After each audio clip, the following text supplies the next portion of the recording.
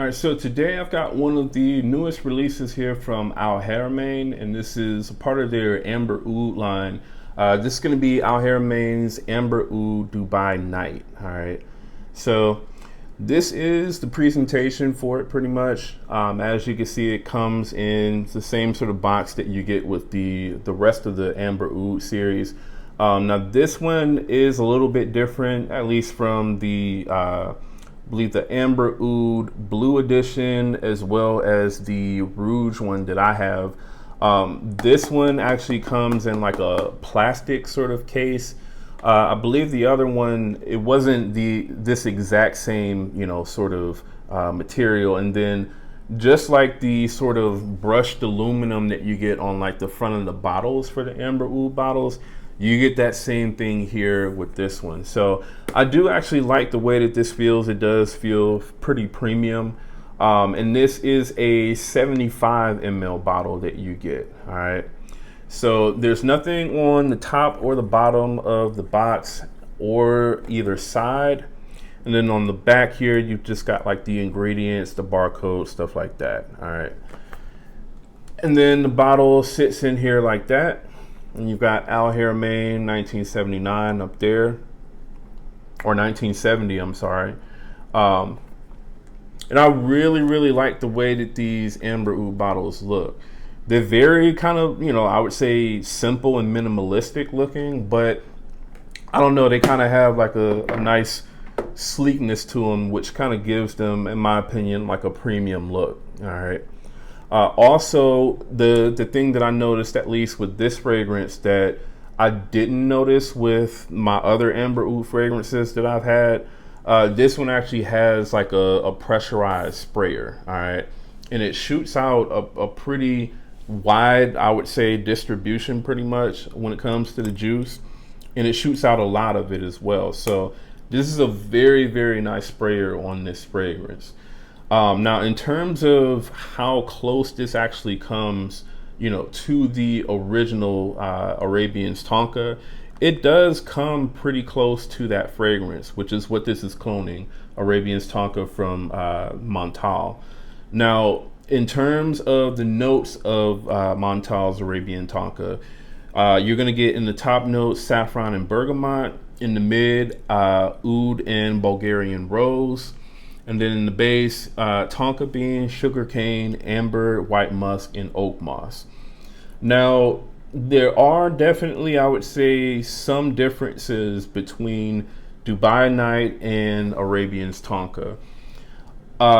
Arabians Tonka, to me, it comes off as being a little bit more dense smelling, I would say, than what the Amber Oud Dubai Night does.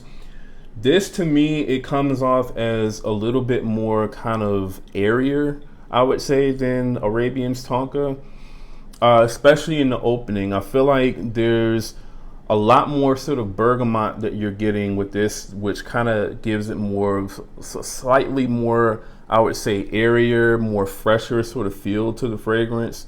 Whereas this one, like I said, to me, it comes off as smelling a little bit more dense. Now, this one, to me, it projects a little bit better off of my skin than, what the Arabians Tonka does. And not to say that Arabians Tonka is weak, because it's definitely not at all. Both of these fragrances, I would say, really, you only need maybe about 2 to 3 sprays max of.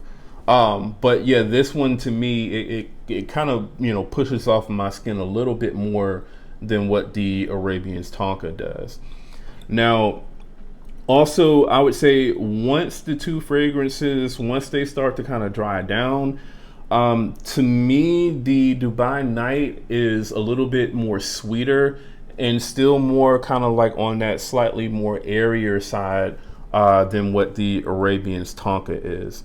I feel like the rose in the Dubai Night, it comes off as being a little bit more sort of jammier than what you get with Arabians Tonka. The Arabians Tonka, to me, I would say, and let me just smell this again here. Yeah, so the rose in Arabians Tonka, it smells, I would say a little bit more natural smelling. Whereas with the Dubai Night, it definitely, it smells more jammier. More kind of jammier or slightly more candied, I guess you could kind of say.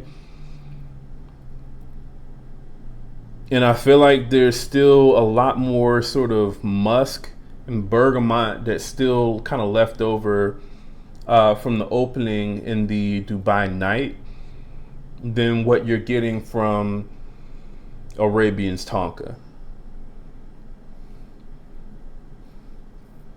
Now, both I would say are still extremely close, but those are the differences that I'm getting from, each one of these. Now, these also both are very, very long lasting fragrances. You're going to easily get, I would say, over 12 plus hours on skin with wearing each one of these. And, again, the projection on both, but especially with the Dubai Night, is going to be, pretty much nuclear. Like I said, you only really need, I would say, two, maybe like three, I would say is really kind of pushing the line pretty much. But 2 sprays of this is really all you need, and you'll be good pretty much until you wash this off. That's how strong this is.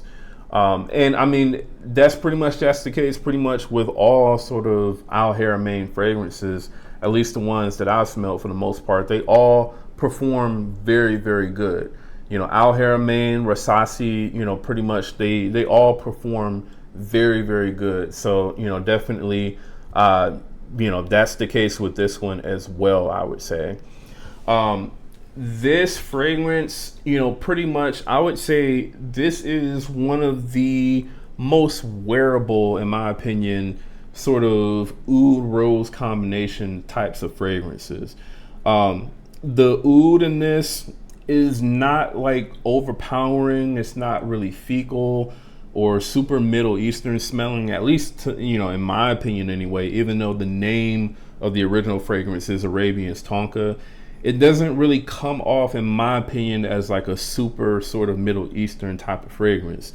This definitely, in my opinion, comes off, in my opinion, more kind of like a sort of designerish sort of, oud rose type of fragrance, in my opinion anyway.